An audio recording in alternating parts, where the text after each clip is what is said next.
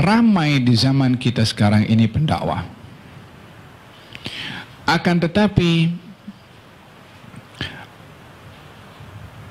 ramai juga di dalam dakwahnya lebih kepada kekelompokan berbandingkan kepada mengajak Rabbika, kepada Tuhanmu tadi. Ud'u ila sabili Rabbika. Ajaklah manusia ke jalan Tuhanmu.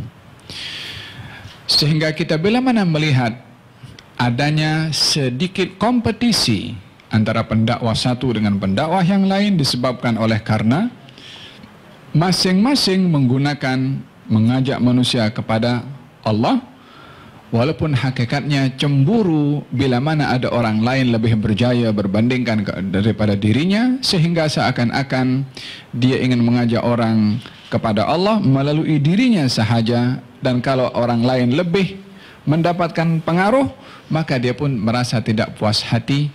Ini bahagian daripada dakwah kekelompokan.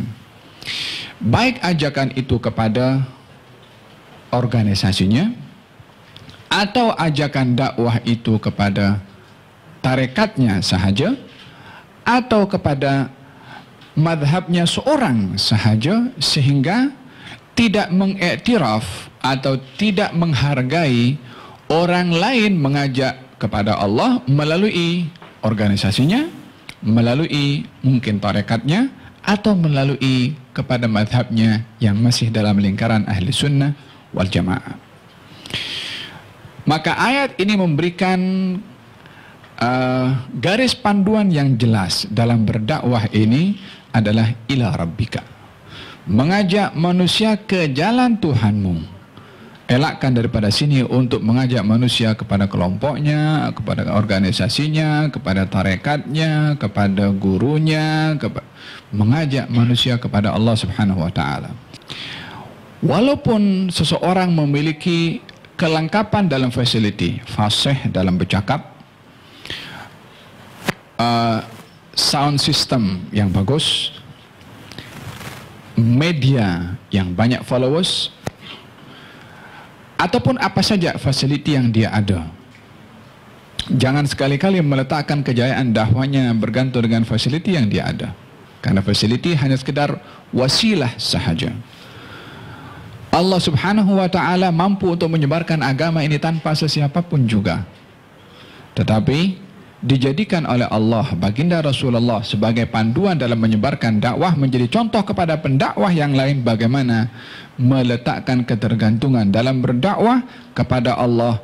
Berjaya atau tidak bukan diukur dengan banyaknya pengikut seorang pendakwah, melainkan diukur dengan maksimum sejauh mana pendakwah tadi maksimum dalam menyampaikan, menyebarkan agama ini. Bila mana kita melihat di dalam Al-Quranul Karim, Allah menceritakan tentang dakwahnya Nabi Nuh 950 tahun. Allah berfirman, "Fama amana ma'ahu illa qalil." Tidak beriman kepada Nabi Nuh kecuali sedikit sahaja. 950 tahun yang beriman sedikit. Adakah dalam hal ini Nabi Nuh gagal dalam berdakwah? Wallahi tidak. Karena kejayaan dalam berdakwah tidak diukur dengan ramainya pengikut atau sedikitnya, tapi bergantung kepada sejauh mana seorang pendakwah menyampaikan agama sesuai dengan panduan agama tersebut. Dan kata baginda Rasulullah, sehingga Allah jayakan ini dakwah. Dia tidak menambahkan kepada sehingga saya berjaya, sehingga saya sukses. Tak.